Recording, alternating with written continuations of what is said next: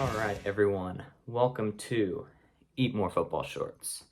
This is the place to be, guys. I mean, a crazy week of college football last week. We are here today, Saturday, this will be uploaded on today, Saturday. So, keeping with the times. But we are here on Army-Navy weekend, America's game. After last week's crazy conference championship week. And that's what I'm here to do. I'm here to review that week, and hopefully, Noah will get his college football playoff video up as soon as he can. But in the meantime, I will recap last week's college football conference championship stuff. And so that's today's schedule. So first game up, Friday, December 2nd, was Utah-USC. Oh my goodness. I mean, USC just got dominated. Final score 47-24. First quarter, USC led 14-3, and it was looking pretty okay. But then, I mean, Utah went for 14 unanswered until USC scored a field goal, and then held USC to no points in the third quarter. And then USC finally managed to score a touchdown in the last quarter. But Utah managed to score 23 in the fourth quarter alone. So USC's defense, just kind of gave out at that point, I guess. I mean, it was a beatdown. Caleb Williams, 28 for 41, 363 yards, 3 touchdowns. And he got injured as well. So that was not ideal for USC. But they kept him in. He fought, that's for sure. But, definitely a Utah dominant game. That completely dashed USC's playoff hopes. They are now out of the college football playoff, as most of you guys know. And this is the second year in a row Utah has won the Pac-12 championship. So Utah trending up. Let's see, next. LSU versus Georgia, 14th ranked LSU versus number 1 Georgia. Final score, 50-30. What in the world, guys? I mean, that's ridiculous. Where's LSU's defense? And apparently, Georgia has an offense. But even still, where's Georgia's defense? What in the world is going on? I mean, by quarter, here's the amount of points that each team scored. So Georgia, 14. In the second quarter, 21. And then in the third quarter, 7. And in the fourth quarter, 8. And then LSU, 7, 3, 13, and 7. That's so bad. Just be better. I mean, have a defense, LSU. My goodness. Garrett Nussmeier, I guess, came in for LSU. My goodness, I didn't even know they played him. But, because I stopped watching that game. I did not want to watch that. Definitely not. Stetson Bennett, 23 for 29, 274 yards, 4 touchdowns. Those are fantastic stats, guys. Really. Garrett Nussmeier, 15 for 27, 294 yards, 2 touchdowns, 1 interception. And receptions, so rushing yards, Kendall Milton, 8 carries, 113 yards to whoever this guy is. I don't even know any of these players anymore. Josh Williams. Oh, I guess he's that guy who got injured and then came back. But 6 carries, 55 yards. And then receiving yards, Malik Neighbors, 5 receptions, 128 yards, 1 touchdown. And then Brock Bowers, I guess, was their leading receiver. 6 receptions, 81 yards, 1 touchdown. So Georgia was favored to win the entire game. It was not close at all. I mean, it was very dominant. The lowest percent chance they had to win during the game was 73. So that's how that went. So,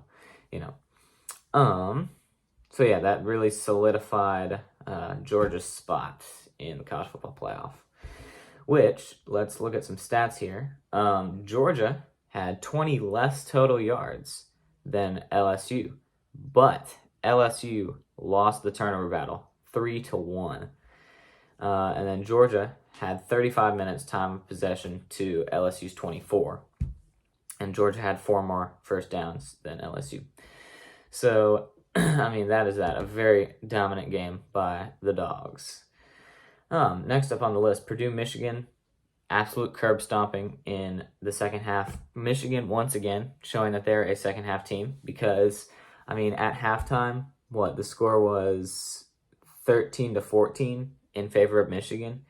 And then Michigan's, defense held Purdue to 3 points in the third and 6 points in the fourth. And Michigan scored 14 in the third and 15 in the fourth. So Michigan, second half team for sure.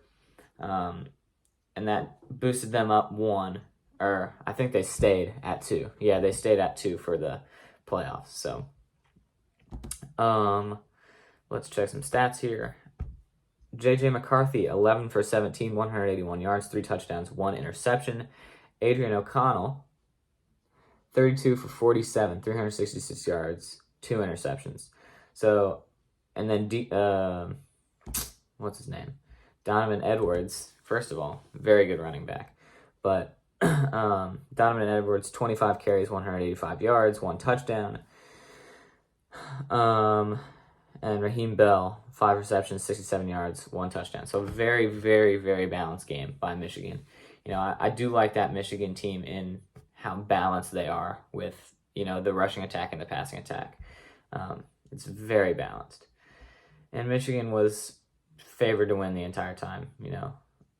It wasn't a very close game, except for at halftime. So, the usual Michigan pulling away at the end. Final score was 43-22. All right, next up, Kansas State, number 10, versus number 3 TCU. Kansas State manages to pull the upset, 33-28. I mean, that's crazy. That was a phenomenal game. Max Duggan, I think he should win the Heisman. He fought so hard for that team. But, Caleb Williams will probably end up winning it. Managed to get the game into overtime, overcoming like a 10-point deficit, like the entire game.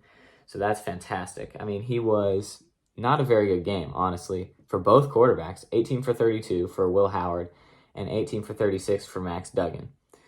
Max Duggan threw an interception too. But Max Duggan also had 15 carries for 110 yards and 1 touchdown. And Max Duggan is like a big dude, so that's very impressive for him.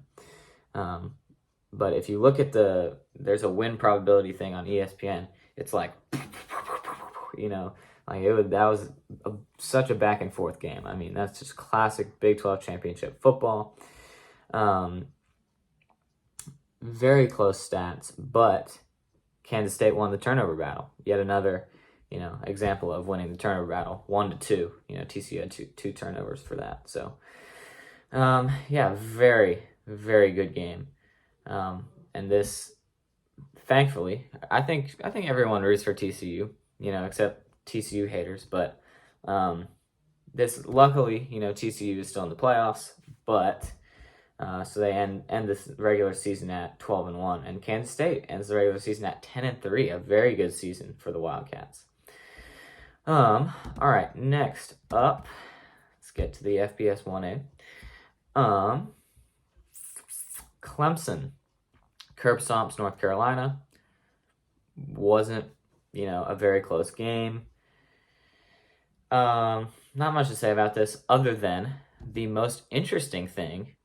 DJ Uiagalelei getting benched for Cade Klubnik, who went 20 for 24, 279 yards, and 1 touchdown. And Cade Klubnik had 7 carries for 30 yards and ran for a touchdown. Those are some good stats. Certainly, I'm not a DJ hater. I just think he's not that good of a quarterback. But those are certainly better stats than DJ, for sure. Drake May, 26 for 42, 268 yards, and two interceptions.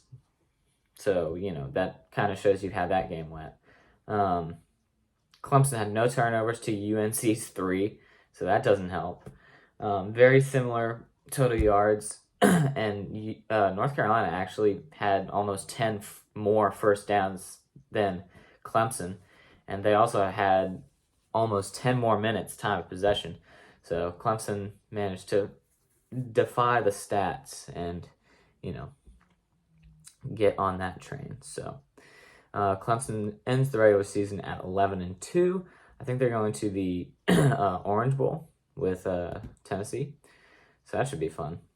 Great game, I think. Tennessee will probably win, but